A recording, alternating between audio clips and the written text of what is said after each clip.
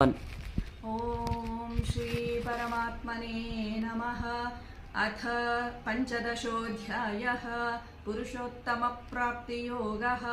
श्रीभगवानुवाच ऊर्ध्वमूलमधः शाखम् अश्वत्थं प्राहुरव्ययम् छन्दांसि यस्य पर्णानि यस्तं वेद स वेदवित् अधश्चोर्ध्वं प्रसृतास्तस्य शाखाः गुणप्रवृद्धा विषयप्रबालाः अधश्च मूलान्यनुसन्ततानि कर्मानुबन्धीनि मनुष्यलोके न रूपमस्येह तथोपलभ्यते नान्तो न चादिर्न च सम्प्रतिष्ठा अश्वत्थमेनं सुविरूढमूलम् असङ्गशस्त्रेण दृढेन छित्त्वा ततः पदं तत्परिमार्गितव्यं यस्मिन् गता न निवर्तन्ति भूयः तमेव चाद्यं पुरुषं प्रपद्ये यतः प्रवृत्तिः प्रसृता पुराणी निर्मानमोहाजितसङ्गदोषाः अध्यात्मनित्या